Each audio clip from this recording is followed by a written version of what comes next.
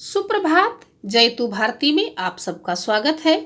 लेखन कौशल के अंतर्गत आज का हमारा पाठ्य बिंदु है पत्र लेखन। सबसे पहले पत्र लेखन की परिभाषा समझते हैं। पत्र लेखन लिखित अभिव्यक्ति की एक सशक्त विधा है। यह संचार का ऐसा माध्यम है जो दूरस्थ व्यक्तियों की भावनाओं व विचारों का आदान प्रदान करता है तथा लेखक और पाठक दोनों के मध्य आत्मीय संबंध स्थापित करने में सक्षम है। तो इस परिभाषा से हमें पता चलता है कि पत्र लेखन साहित्य की एक विधा है और संचार का माध्यम है जो दूर रहने वाले लोगों के विचार और भाव एक दूसरे तक पहुंचाने का काम करता है और उन दोनों के मध्य आत्मीय संबंध स्थापित करता है। पत्र लेखन की कुछ विशेषताएं हैं, जैसे सरलता, अर्थात हमारा जो पत्र है उसकी भाषा सरल होनी चाहिए और उसमें जो विषय हमने लिखा है वह स्पष्ट होना चाहिए, हमारा लेख स्पष्ट होना चाहिए और पत्र का जो आकार है वह संक्षिप्त होना चाहिए। संक्षेप में लिखा हुआ पत्र ही प्रभावशाली होता है। पत्र में हमें अपने स्वयं के मूल विचार अभिव्यक्त करने हैं, इसलिए मौलिकता का गुण होना चाहिए और पत्र लिखने से पहले हमें निश्चय कर लेना चाहिए कि हम किस विषय पर पत्र लिखने जा रहे हैं। क्यों? क्योंकि एक पत्र एक ही विषय के लिए होता है। हम एक पत्र में अनेक विषय समाहित नहीं कर सकते हैं। तो जितने विषयों पर हमें लिखना है, हमें उतने ही पत्र लिखने हैं। तो निश्चय कर लेना है लिखने से पहले कि किस विषय पर हम पत्र लिखने जा रहे हैं। हमारे पत्र लेखन का कोई उद्देश्य अवश्य होना चाहिए, जैसे या तो हम किसी को अपने मन के भाव बता रहे हैं या किसी के मन के भावों के बारे में पूछ रहे हैं, उससे कुछ पूछना चाहते हैं या किसी से अपनी किसी समस्या का समाधान चाहते हैं। तो इस प्रकार पत्र लेखन का कोई न कोई उद्देश्य अवश्य होना चाहिए। पत्र के दो प्रकार हैं, अनौपचारिक पत्र और औपचारिक पत्र। तो पहले हम अनौपचारिक पत्र समझते हैं कि क्या होते हैं अनौपचारिक पत्र। जो पत्र अपने रिश्तेदारों, सगे संबंधियों, मित्रों तथा शुभेच्छु व्यक्तियों को लिखे जाते हैं वे अनौपचारिक पत्र कहलाते हैं। इनमें आत्मीयता, निकटता तथा घनिष्ठता का भाव समाहित रहता है, इसलिए इन्हें व्यक्तिगत या पारिवारिक पत्र भी कहा जाता है। तो अनौपचारिक पत्र व्यक्तिगत और पारिवारिक क्यों होते हैं? क्योंकि वे परिवार के व्यक्तियों को ही लिखे जाते हैं, मित्रों और सगे संबंधियों को लिखे जाते हैं, इसलिए इन्हें अनौपचारिक पत्र कहते हैं। अनौपचारिक पत्र अनेक प्रकार के होते हैं, जैसे किसी को बधाई देने के लिए पत्र लिखा जाता है, धन्यवाद, शुभकामना, निमंत्रण, संवेदना। इसके अतिरिक्त भी अनेक प्रकार के पत्र होते हैं जो हम अपने सगे संबंधियों को लिखते हैं, तो वे सब अनौपचारिक पत्र के अंतर्गत आते हैं। अनौपचारिक पत्र के कुछ महत्वपूर्ण अंग हैं, अर्थात अनौपचारिक पत्र हम एक प्रारूप के तहत लिखते हैं और उसमें कुछ बातें हमें ध्यान रखनी है कि किस प्रकार से हमें अपना पत्र लिखना है। सबसे पहले हम लिखेंगे प्रेषक का पता। प्रेषक कहते हैं जो पत्र लिख रहा है और लिख करके भेज रहा है, तो भेजने वाले का पता हमें लिखना है। उसके बाद दिनांक लिखना है। फिर हम संबोधन लिखेंगे। संबोधन, जिसको पत्र लिखा जा रहा है उसे हम कैसे संबोधित करते हैं। जैसे हम पिताजी को पत्र लिख रहे हैं तो हम लिखेंगे पूज्य पिताजी। फिर उसके नीचे लिखेंगे अभिवादन। अब पूज्य पिताजी तो या तो चरण स्पर्श या सादर नमस्ते। उसके बाद अपनी विषय वस्तु हम लिखना आरंभ करेंगे। इसे एक या दो गद्यांश में लिख सकते हैं। फिर हम इसमें समापन की पंक्तियां लिखेंगे। समापन की पंक्तियां कैसे लिखते हैं? जैसे पिताजी को हमने पत्र लिखा है और हम छात्रावास में रहते हैं, हमें पैसे मंगाने हैं, तो हम उसमें समापन पंक्ति में क्या लिखेंगे कि आशा है आप शीघ्र ही पैसे भेजने की कृपा करेंगे, माताजी को मेरा प्रणाम कहना, छोटे भाई बहनों के लिए स्नेह देना। इस प्रकार से समापन सूचक पंक्तियां होती हैं। फिर स्वनिर्देश, अपने बारे में लिखना है। पिताजी को पत्र लिखा है तो हम पिता के पुत्र हैं, तो क्या लिखेंगे? आपका प्रिय पुत्र। और फिर हमें अपना नाम लिखना है। इस प्रारूप से आप समझ जाएंगे कि अनौपचारिक पत्र कैसे लिखा जाता है। प्रेषक का पता, दिनांक, संबोधन, अभिवादन, फिर पत्र की विषय सामग्री, उसके बाद समापन की पंक्तियां, फिर यथा योग्य अभिवादन और उसके बाद स्वनिर्देश लिखा जाता है। इसे एक उदाहरण से आप आसानी से समझ सकते हैं। एक उदाहरण मैंने इस वीडियो में आपके लिए, आपकी सुविधा के लिए उपलब्ध कराया है। आप इसे पढ़ेंगे तो आसानी से समझ में आएगा कि कैसे अनौपचारिक पत्र लिखा जाता है। अब आता है हमारा औपचारिक पत्र। औपचारिक पत्र किसे कहते हैं? जो पत्र सरकारी, अर्ध सरकारी, गैर सरकारी कार्यालयों या संस्थाओं को लिखे जाते हैं उन्हें औपचारिक पत्र कहते हैं। ये पत्र उन अधिकारियों, कर्मचारियों अथवा व्यक्तियों को लिखे जाते हैं जिनसे हमारा कोई निजी संबंध या रिश्ता नहीं होता है। औपचारिक परिवेश के कारण इनमें तथ्यों और सूचनाओं को अधिक महत्व दिया जाता है।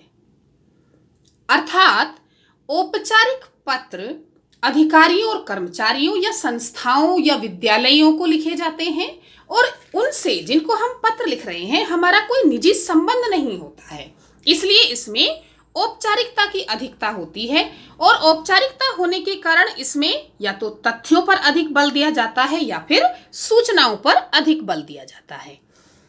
औपचारिक पत्र भी अनेक प्रकार के होते हैं, जैसे प्रार्थना, आवेदन, बधाई, धन्यवाद, शुभकामना, कार्यालयी, शिकायती, संपादकीय, व्यावसायिक और भी अनेक प्रकार के पत्र होते हैं। यहाँ आपको एक भ्रम होगा कि धन्यवाद, बधाई और शुभकामना, ये 3 पत्र आपके अनौपचारिक में भी थे और अब औपचारिक में भी आ गए हैं। तो जब हम बधाई, धन्यवाद और शुभकामना पत्र अपने संबंधी निजी मित्रों को लिखते हैं और अनौपचारिक पत्र के अंतर्गत लिखते हैं, तब इन्हें अनौपचारिक पत्र कहा जाता है। और यही पत्र जब अपने किसी बड़े अधिकारी को या किसी ऑफिसर को लिखा जाता है और औपचारिक पत्र के प्रारूप के तहत लिखा जाता है, तब इन्हें औपचारिक पत्र कहते हैं। औपचारिक पत्र के भी कुछ अंग हैं जिसके अंतर्गत औपचारिक पत्र लिखा जाता है। पहले आप लिखेंगे प्रेषक का पता, भेजने वाले का पता, ये आपको अनौपचारिक में भी लिखना है। उसके बाद दिनांक लिखेंगे, ये भी आप अनौपचारिक में लिखते हैं।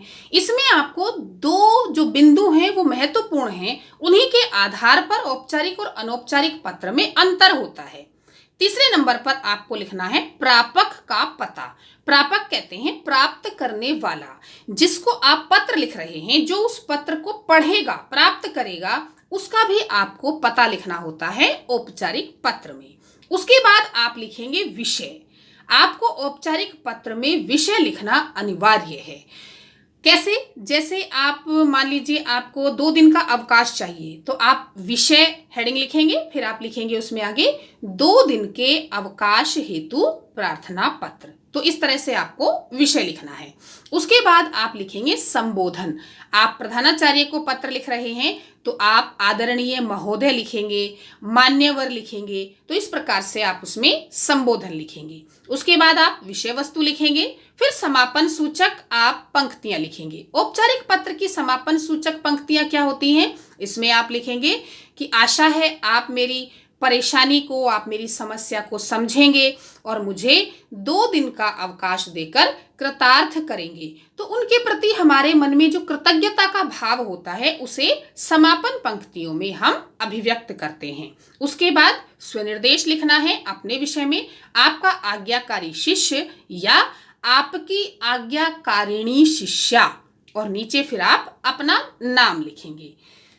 इसे भी एक हम प्रारूप से समझते हैं कि किस प्रकार से आपको औपचारिक पत्र लिखना होता है। अच्छा, औपचारिक पत्र या अनौपचारिक पत्र आप लिख रहे हैं, बच्चों एक बात मैं आपको स्पष्ट कर देना चाहती हूँ यहाँ पर कि जब आप अपने सामान्य जीवन व्यवहार का पत्र लिख रहे हैं, मान लीजिए आप अपने चाचा को पत्र लिख रहे हैं, पापा को पत्र, किसी को भी लिख रहे हैं, या किसी अधिकारी को लिख रहे हैं, या आप अभी आपको छुट्टी चाहिए और आप घर से विद्यालय के प्रधानाचार्य को पत्र लिख रहे हैं, तो उसमें आप हर जगह पर यथास्थान अपना नाम, अपना पता सब कुछ लिखेंगे।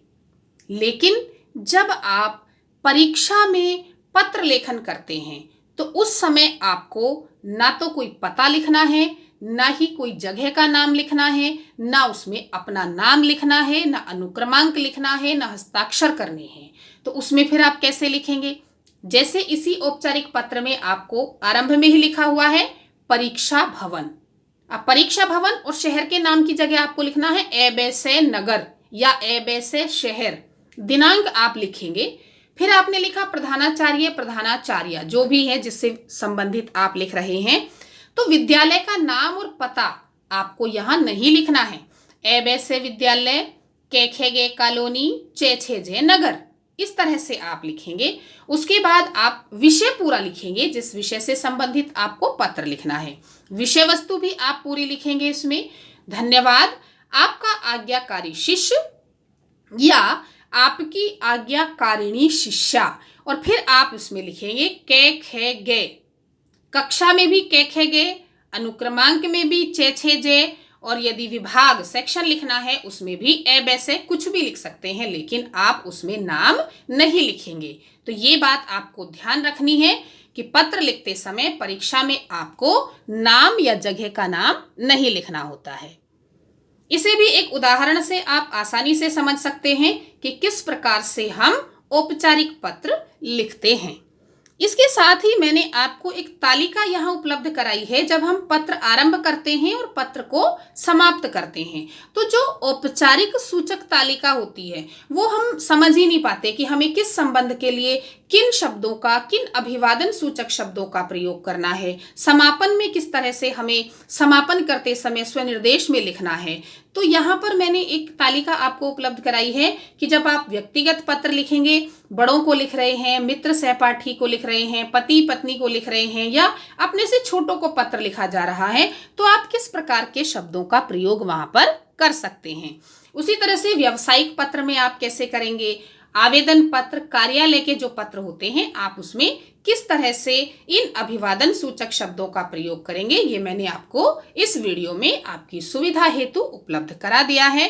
तो बच्चों, अब आपको औपचारिक पत्र, अनौपचारिक पत्र अच्छी तरह से समझ में आ गया होगा और इनमें क्या अंतर है वह भी समझ में आ जाना चाहिए। और जो मैंने आपको महत्वपूर्ण बात बताई है कि आपको जब सामान्य व्यवहार में पत्र लिखना है तो कैसे लिखना है, और जब परीक्षा में पत्र लिखना है तो कैसे लिखना है, वह बात भी स्पष्ट हो जानी चाहिए। तो आशा है आप अब पत्र लिखने में कोई गलती नहीं करेंगे। फिर भी यदि आपके मन में कोई संदेह है, कोई भ्रम है, आप पत्र लेखन से संबंधित कोई भी बात पूछना चाहते हैं या कहना चाहते हैं, तो आप कमेंट करके बता सकते हैं, पूछ सकते हैं। धन्यवाद।